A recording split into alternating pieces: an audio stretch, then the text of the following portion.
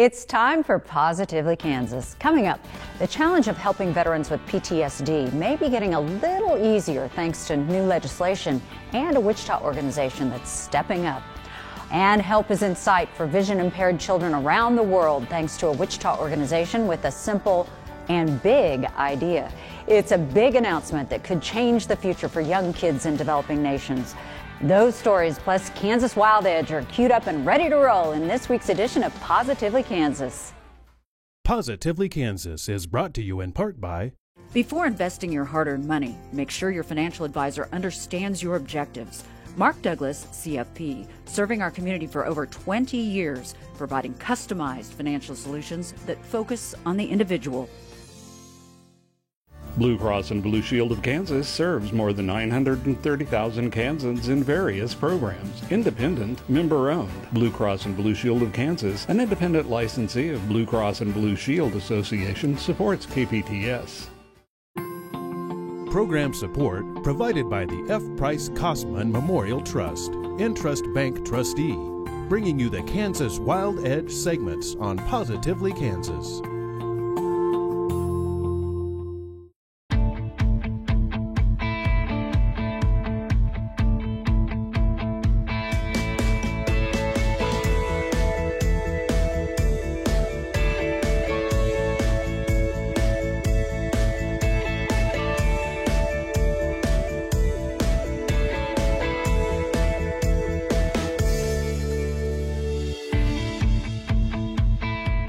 Many Kansas military veterans are in need of service dogs to help them cope with life. And a new federal act becoming law will get more trained service dogs in the hands of Kansas vets suffering from post-traumatic stress disorder. Veteran supporters tell Chris Frank this is a breakthrough for vets. Nope. Put him. Good job, Barry. Nice redirection. This is Rocky, a 2-year-old standard poodle. Rocky is a service dog in training, and the classroom on this fall evening is Chicken and Pickle in East Wichita. Army veteran Carrie Lauer brought Rocky into this training program through a veterans help group called Midwest Battle Buddies. Army veteran Carla Robbins brought her dog Boo Boo. Robbins and Boo Boo have been with the Midwest Battle Buddies program several years. Boo Boo is a trained service dog, as the vest indicates, but also continues in training. Rusty Hogawat is with Hands Full Dog Training. Now he's teaching these two veterans techniques they can use to train their dogs on their own. We're going to go ahead and meet over there. I'm on the 4-way, and we'll do leash walking around distractions. We'll get started with some basic ideas. Businesses like Chicken and Pickle allow dog trainers like Hogawat to bring dogs in training here. Chicken Pickle is probably going to be where you're going to be challenged the most with your dogs. Trainers say it's important to put the dogs in busy public environments to get them used to distractions, including learning not to react to non-service dogs and not be tempted to chase a misguided pickleball. Through training, the dogs are reminded their mission is to focus on their owner, not the distractions. We want to make sure you guys do your focusing games. Off you go. Sit. Thank you. Good job, Boo. Look at me. Watch for your dogs just to give you a look, and if they're looking at you, say good and give them a cookie. Training service dogs for vets has become all the more important because of a new government program. PAWS Act is a very big thing. PAWS is a catchy acronym standing for Puppies Assisting Wounded Service Members. The PAWS for Veterans Therapy Act forces the Veterans Administration to recognize vets with PTSD and other disabilities' needs for trained service dogs. We're going to increase the population of veterans seeking a service dog tenfold, easily. Before PAWS, the VA recognized service dogs for vets with proven physical disabilities, including visual and hearing impairments. This is going to open the doors wide open. Newman says the service dog needs have always been there for vets, but the PAWS for Veterans Therapy Act requires the VA to start a 5-year pilot program to provide canine training to eligible veterans. Anxiety is the biggest thing. Many of our veterans could not leave their homes. Army veteran Philip Owens' service dog named King helps him stay calm around others. Before I got him, I had a hard time with people in public. People crowding around me would really get me nervous, and I would start throwing elbows and fists.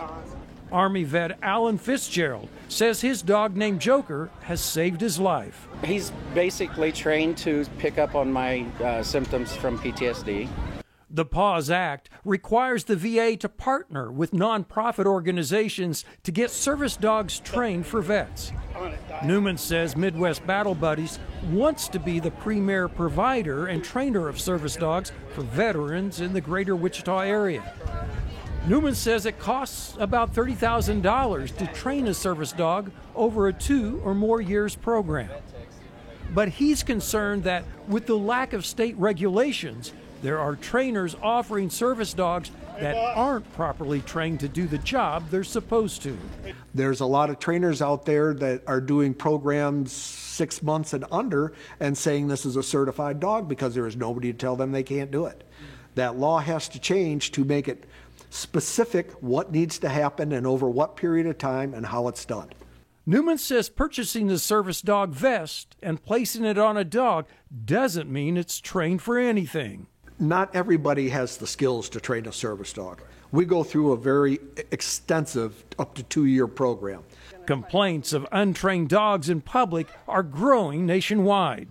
Those of us that need service dogs and those that are getting their so-called certifications offline are just hurting us as people because their dogs aren't really certified. They're not trained for any specific purpose. It's why Newman and others are calling for state laws to establish dog training standards with expected outcomes. What needs to happen in Kansas? Kansas needs to pick up the ball and run with it and create the program that's going to be the example for the rest of the country to follow.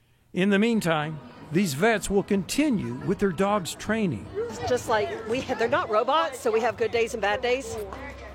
And they have good days and bad days. So there are days where the dog's right on point and they're fabulous and it's the best dog you've ever had. And then there are other days you look at them and go, where did you come from? And that's why training is ongoing. The bond that develops because these dogs save our lives. They keep us, they allow us to function. They keep us functioning. It's why supporters of the PAWS Act worked for years to get it passed into law. Now the challenge will be to get service dogs trained to meet the immediate needs. For Positively Kansas, this is Chris Frank reporting. Newman says there's now a 2-year waiting list to get a dog from an ADI-accredited trainer. He says with passage of the PAWS Act, that waiting list could bulge to perhaps 5 years because of the increased demand for service dogs. To the wild side of Kansas life and some underwater creatures that might go after you if you corner them. But as Mike Blair shows us in this week's Kansas Wild Edge report, snapping turtles are usually content to share the water with you if you play nice.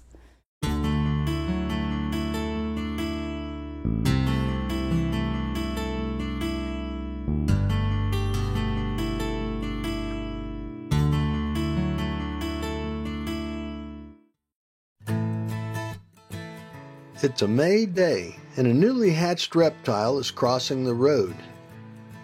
This is a common snapping turtle, an animal normally found only in water. It's looking for its first home. Though tiny, it's not to be trifled with. It's not like its friendlier cousins, especially the red-eared slider commonly sold as babies in pet shops. A little snapper will bite hard and often. It's never recommended as a pet. And that's especially because it gets big. It's extremely powerful at 25 pounds. And common snappers can live almost 100 years and grow throughout life to wild weights of 40 to 75 pounds. Then they are veritable aquatic monsters at the top of the food chain in their watery homes, with virtually no natural enemies. They live throughout the eastern half of the U.S. Snapping turtles stay submerged most of their lives. They live in lakes, ponds, and streams.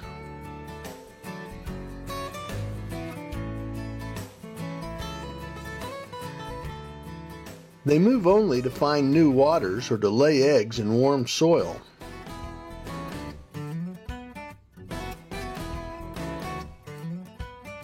They breathe air through nostrils located at the very tip of the nose, and their long necks allow them to snorkel.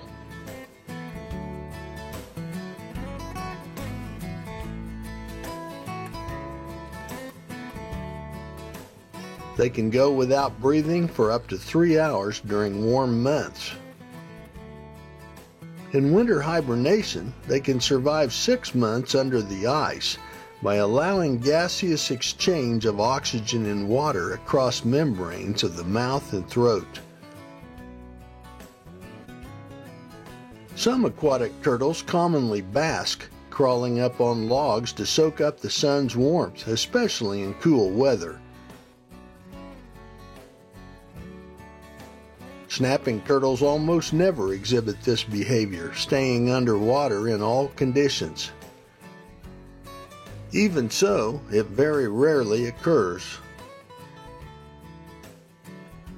Mating occurs from April through November, and sperm can be stored for up to several years by the female.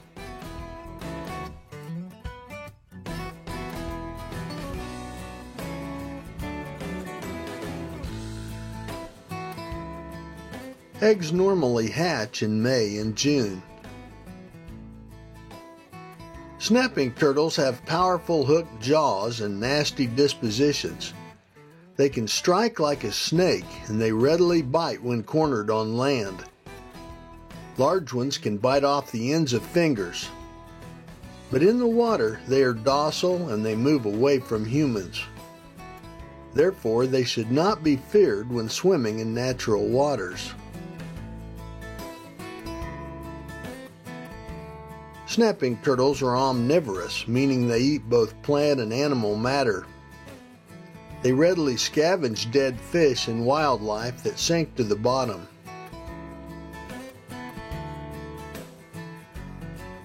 They also eat aquatic plants like duckweed.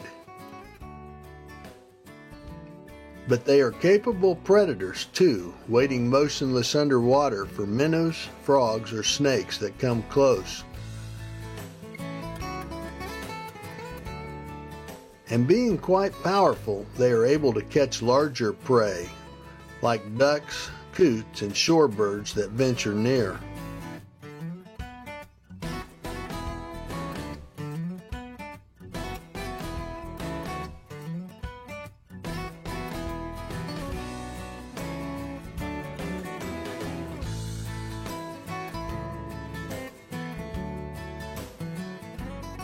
Snapping turtles.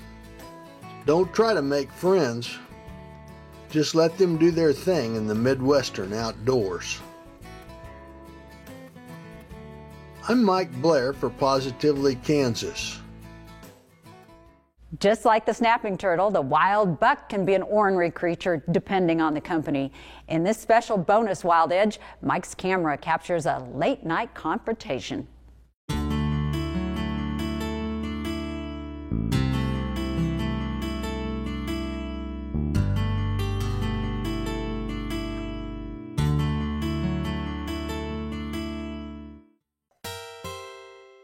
Old Coon Dog was a buck just old enough and big enough that he considered himself boss of these parts. And when I put out waste corn at a bait site, he naturally laid claim to the food. I used a trail camera to record all the action, day and night, when I wasn't there. The video was low resolution and somewhat grainy, but it provided a fascinating eye on the outdoors you couldn't get any other way. Anyway, old Coon Dog would share when there was plenty. But if supplies ran low, everyone knew to give him first dibs. That is, everyone except those pesky raccoons, sometimes as many as 26 that hit the chow each night. And they could put that corn away.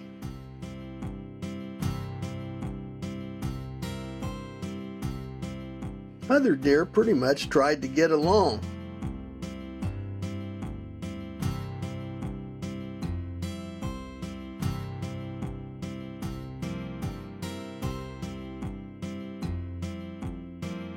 But not Coon Dog. He always had an attitude, and he didn't like any challenge to his authority. He'd strut around even when no one else was there. And you could see it was best not to mess with him. He'd mark the corn pile as his own territory, pawing out a bare spot in the dirt and then peeing across his hawk glands to leave his own special scent.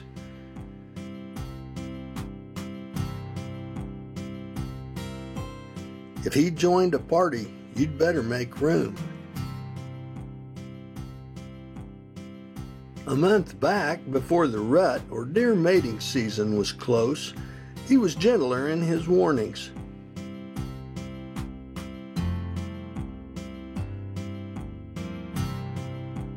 He'd make eye contact with his smaller rivals, stepping forward as a reminder he was 15 times their size.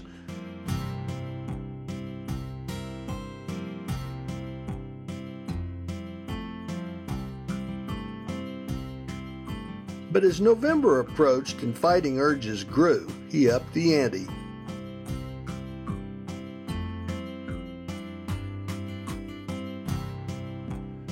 He'd threaten a powerful kick that could land like a hammer blow.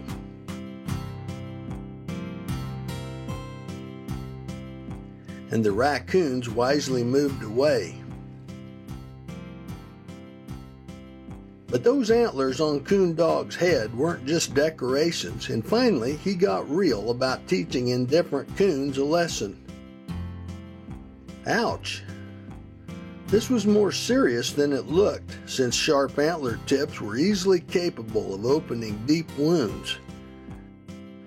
In fact, rival bucks could be killed by such weapons in a serious fight.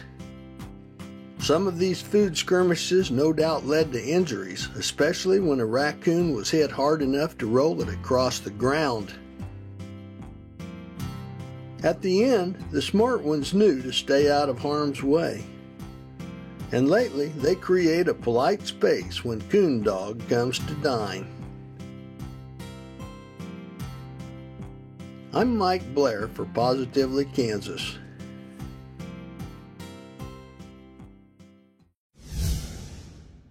One of my favorite things about doing this television show is that I get to meet people who are making the world a better place. And that, for me, is the highlight. And I don't think there's anyone that I know of anyway that hasn't reached further to make the world a better place than my guest, Belvere Mather. And Belvere, I'm so excited to have you here. Thank you for taking time to come and chat about your newest venture.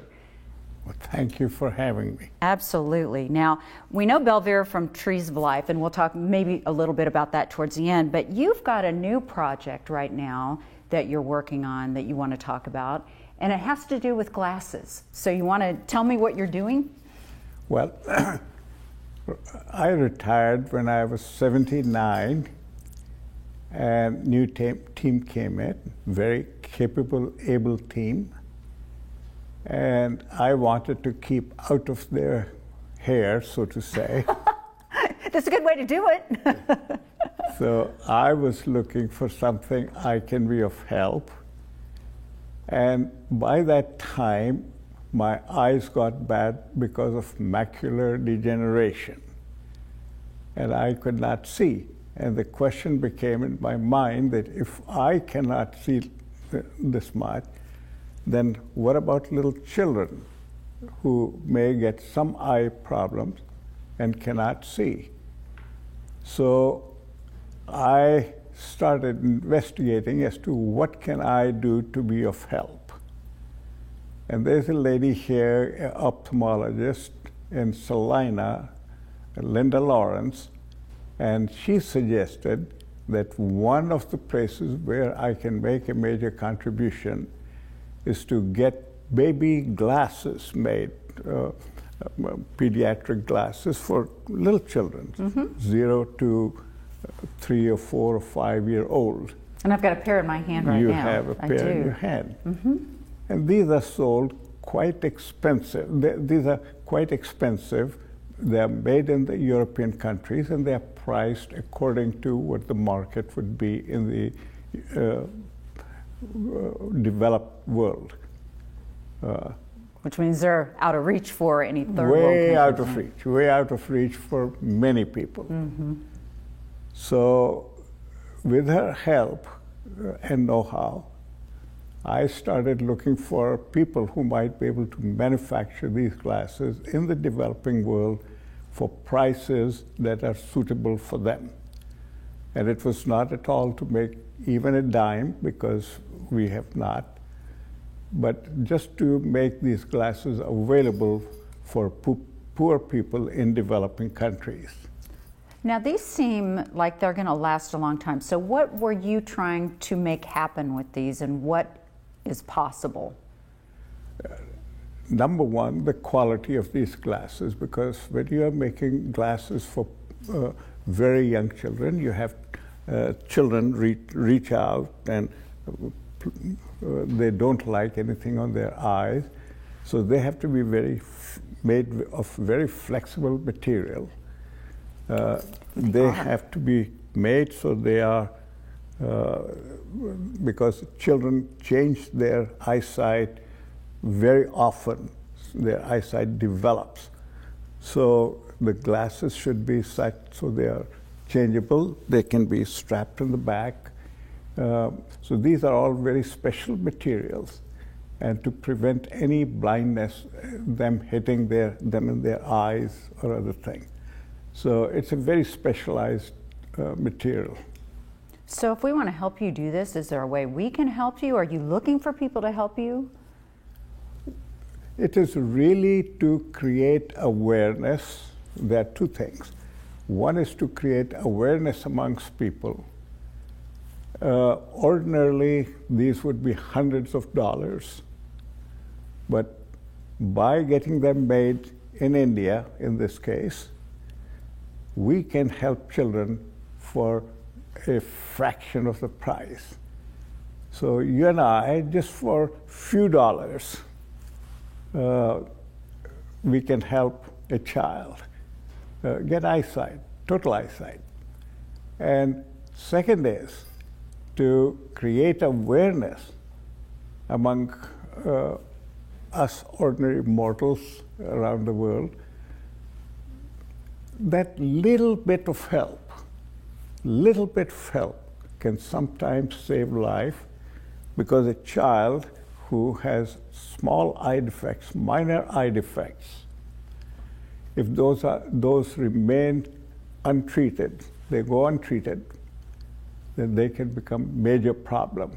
And more than half of blindness comes from not being able to get glasses when you're quite young. Really? I did not know that. Yeah. How fascinating. Well, these are really high quality, and you know what? I think I need some of these because I'm constantly pulling them off and breaking frames and doing crazy stuff. So this was really a smart design, and I love them. They're beautiful. Well, thank you. And to go back, because we did touch on at the top, your Trees of Life program, you have planted or helped facilitate the planting of 200 million moringa trees across the world. Why did you do that? For somebody that doesn't know the program or understand it, why did you do that? Well,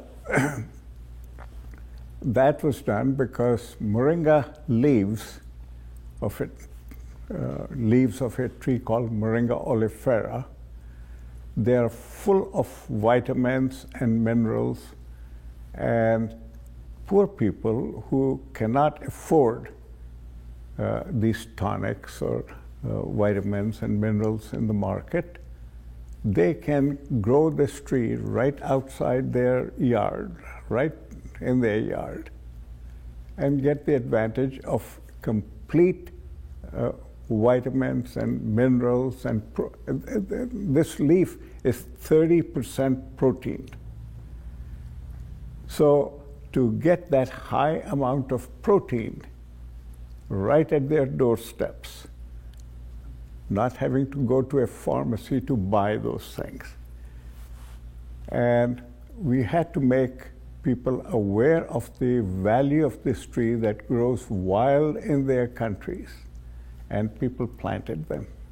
Yeah, I looked it up. I thought this is crazy. 7 times the vitamin C of an orange, 4 times the vitamin A of carrots, 4 times as much calcium as milk, plus the fact that it also has protein. I mean, that is amazing to me. Yes. So, great program. If we want to help with that program, is there a way we can do it? Certainly.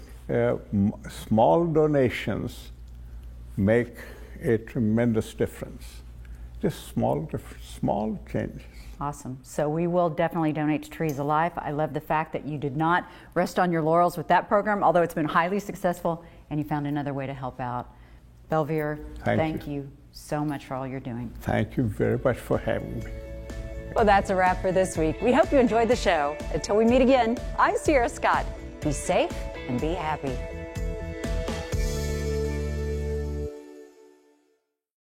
Positively Kansas is brought to you in part by program support provided by the F. Price Kosman Memorial Trust, Entrust Bank trustee, bringing you the Kansas Wild Edge segments on Positively Kansas. Blue Cross and Blue Shield of Kansas serves more than 930,000 Kansans in various programs. Independent, member-owned. Blue Cross and Blue Shield of Kansas, an independent licensee of Blue Cross and Blue Shield Association, supports KPTS. Before investing your hard-earned money, make sure your financial advisor understands your objectives. Mark Douglas, CFP, serving our community for over 20 years, providing customized financial solutions that focus on the individual.